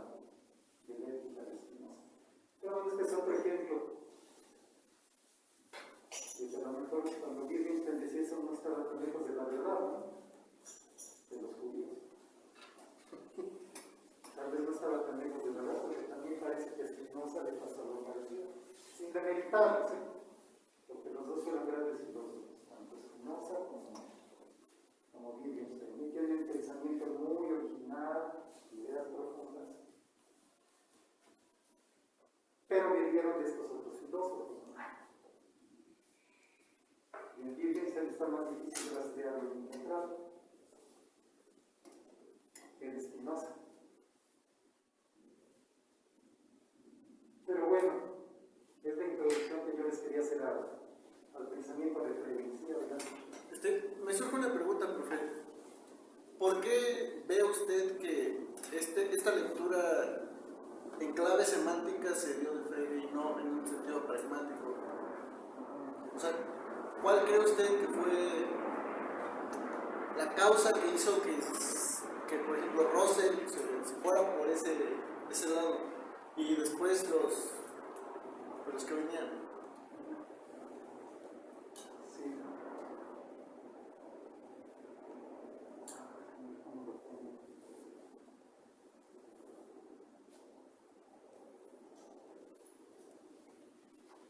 Yo creo que Russell y la demás gente posterior que vivió a Frege entendían que Frege decía algo así como si hay como tres elementos que hay que considerar en el lenguaje, ¿no? El signo, el sentido y lo que tradujeron como denotación. Que yo prefiero ya mejor el original porque hay ya una deformación y una malinterpretación, ¿no? Cuando se dice denotación en Frege, yo creo que ahí ya hay una mala comprensión de la filosofía de Frege, ¿no? ¿Sí? Entonces se dice, bueno, hay estas tres instancias: signo, sentido, y yo prefiero decirlas con alemán Bedeutung, que era el término que usaba Frege, ¿no? Entonces tenemos estas tres cosas: signo, sentido y Bedeutung, ¿no?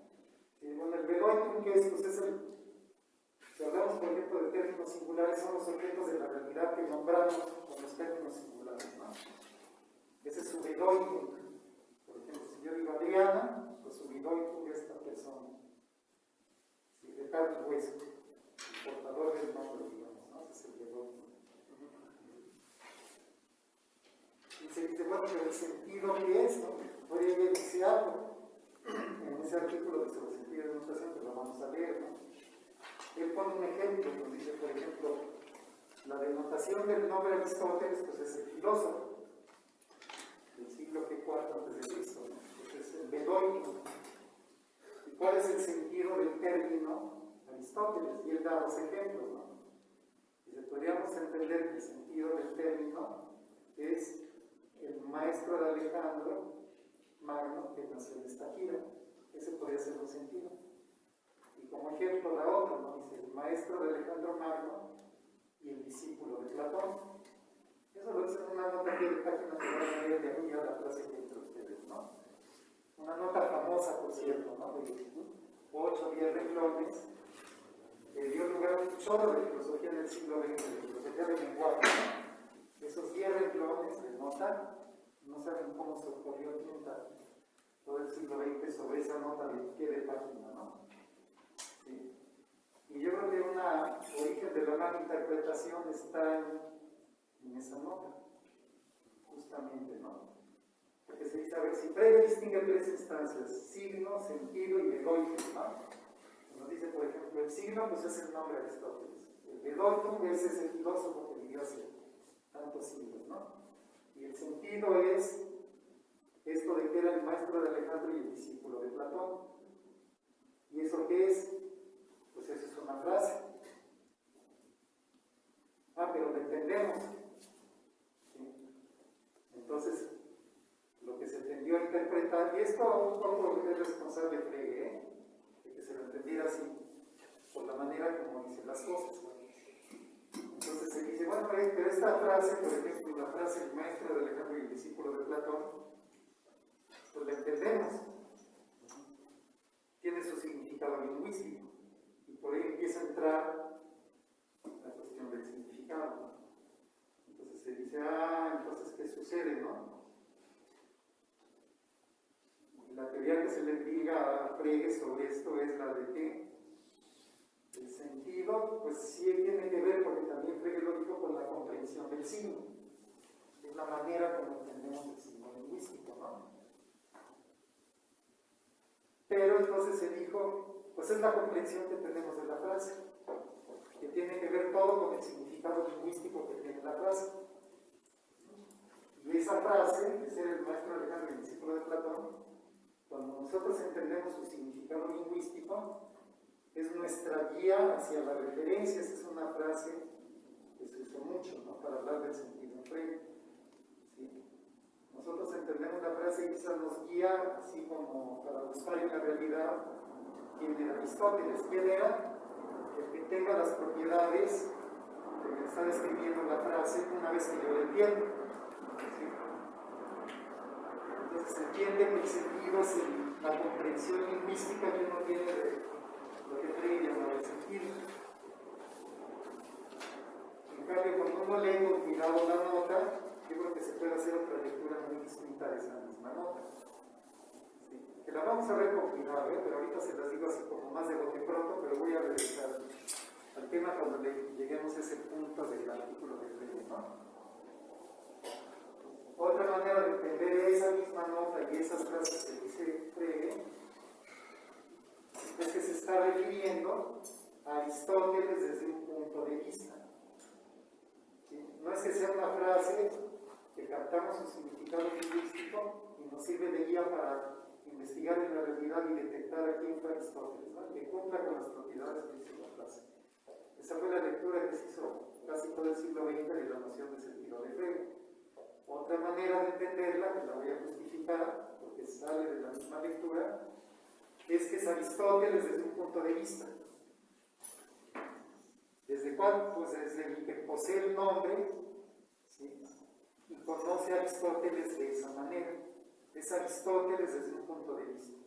Es decir, es el mismo Bedoitum, pero desde una perspectiva cognitiva que pone el usuario del nombre sobre el objeto al que se está refiriendo con el nombre.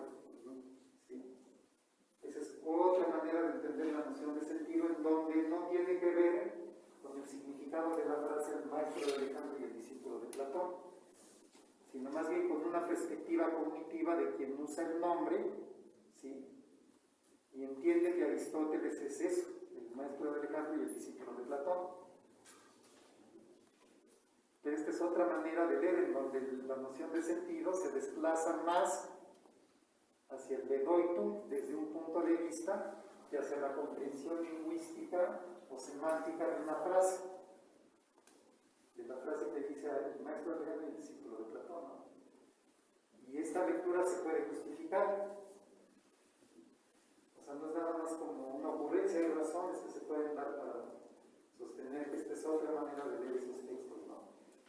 Ahora, Frege es un tanto, en cierto sentido, responsable, porque a veces dice las cosas muy rápido y no las explica demasiado. Entonces es muy fácil irse sobre esa interpretación, y casi todo el siglo XX se fue por ahí. Sí, el primero que leyó las cosas así fue Russell, y luego toda la manada, ¿no?, detrás de él. Frege estaba hablando del significado lingüístico y de que en realidad tenía una teoría del significado de los nombres propios, donde el significado de un nombre propio es la manera como entendemos estas frases que le adosamos al nombre y que nos permiten ir a buscar la referencia en la realidad. En vez de pensar que son sentidos un objeto bajo una perspectiva cognitiva del que usa el nombre. ¿Sí? Es el objeto mismo desde la perspectiva cognitiva del usuario del nombre. Es otra manera de entender muy distinta la noción de sentido, ¿no? Esa es la manera como yo lo entiendo. Y por aquí yo creo que se puede conectar con Kant. De la otra manera no hay manera de conectarlo, ¿no? Más bien se conecta con los filósofos del lenguaje posteriores y con todas las críticas que le hicieron a Frege en el siglo XX, ¿no? De lo absurdo que eran sus teorías sobre el significado de los nombres propios. Y en esencia es en una cápsula muy breve, ¿no? Esa sería la cosa. Pero vamos a regresar sobre eso. Ahora te lo dije así, rápido. Pero cuando veamos el artículo lo vamos a ver con desglosado y con más calma. Por eso estoy diciendo y por qué creo que se puede ver así, ¿no? Este artículo.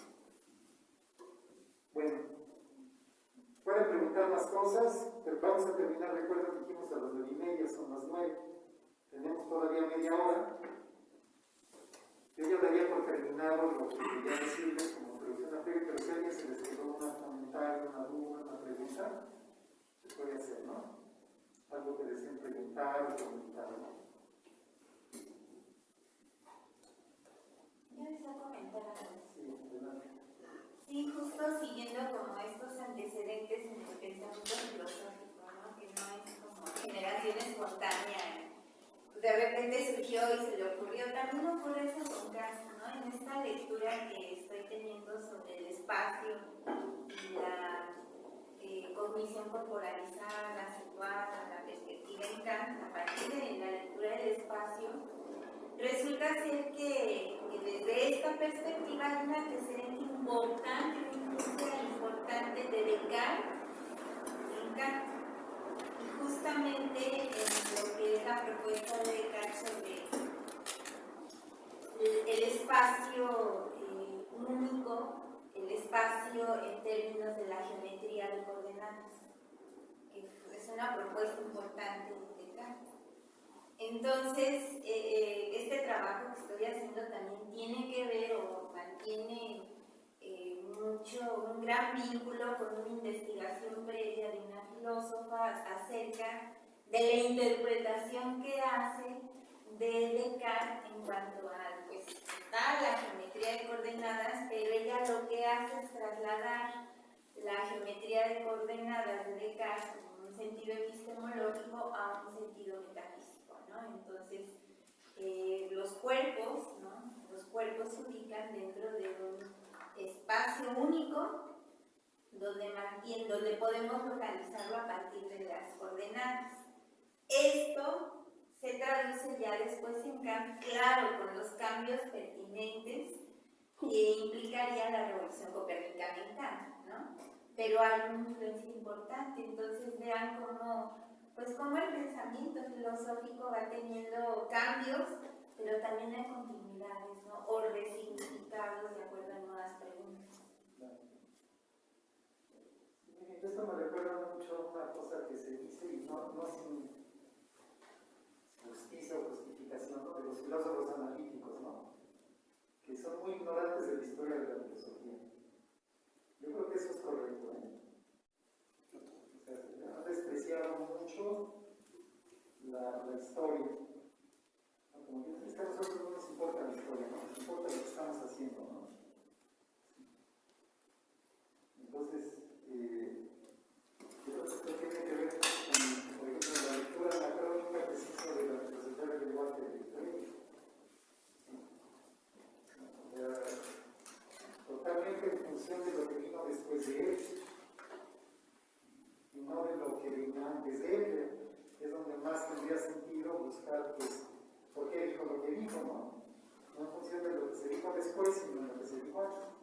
Pero como los filósofos analíticos han sido muy soberbios en ese sentido y muy ignorantes, ¿no? De todo lo que hay detrás, como que les vale gorro, ¿sí? Pues a veces descubren el hilo negro, hacen malas interpretaciones, totalmente anacrónicas, por estar ignorando todo el pasado. Y yo creo que con Frege les ha pasado eso. Y es muy fácil que pase, porque realmente como Frege es el padre de esta corriente filosófica, digamos, cuando uno ha estudiado lógica, por ejemplo, esto pasa también cuando uno lee lógica, ¿no? Yo no leo la conceptografía después de Frege, uno tiende a leerlo con los ojos posteriores, con lo que uno ya aprendió en los cursos de lógica que estudié con sus profesores, ¿no? Y uno empieza a malinterpretar lo que dice Frege sobre su propia lógica, porque lo estamos leyendo con lo que vino después. Eso pasa con su filosofía del lenguaje, con su misma lógica, ¿no?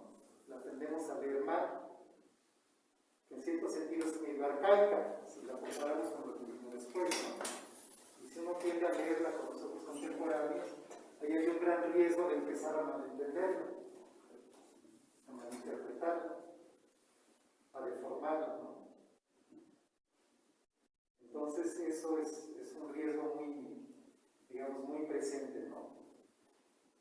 Y Y la tradición analítica ha cultivado mucho eso. Yo no sé si tú estés de acuerdo con eso, pero y es soberbia, finalmente es estupidez, orgullo, ¿no? Tontería, ¿no? Porque creen que van a inventarlo todo de nuevo desde cero.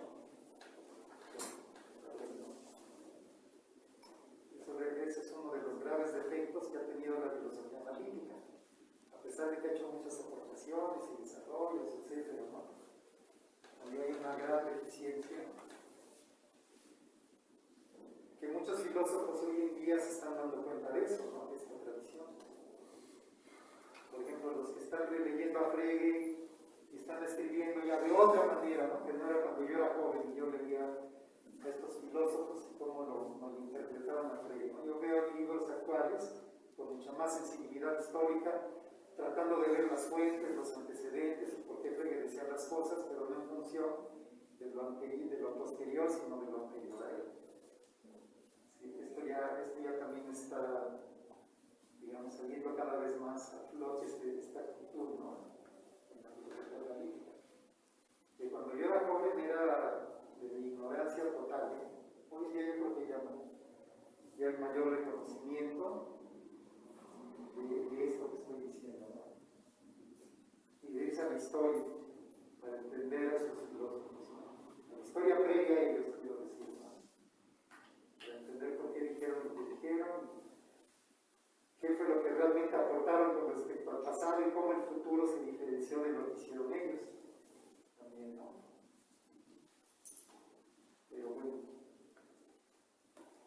Yo lo que quisiera añadir es que ya está en el módulo todos los materiales del curso, o sea, todo lo que por lo menos hasta ahorita yo quería subir, ya está, ¿no? Entonces ya pueden entrar al módulo y bajar los materiales. Ahí está el programa, le pueden dar una leída para que vean lo que vamos a ver o pretendo que veamos en todo el semestre. Está el artículo sobre sentido de notación, que es el que yo uso. Ya lo subí, entonces lean de la página 3 a la 10.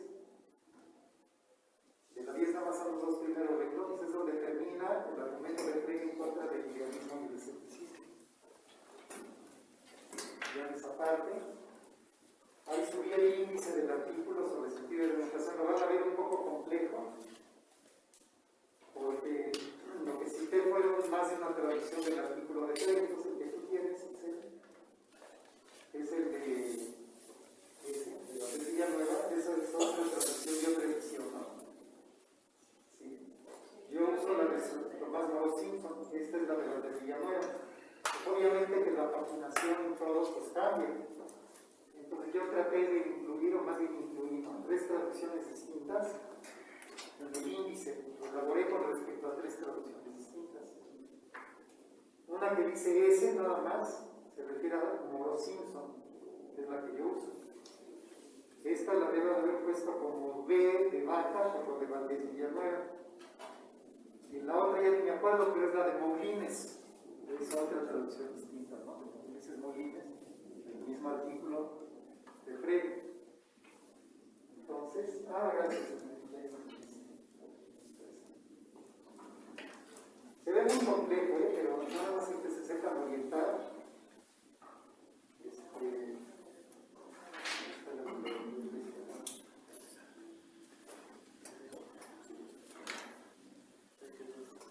Y son 3 traducciones que yo cito, ¿no? Pues, la que se nombra con el nombre S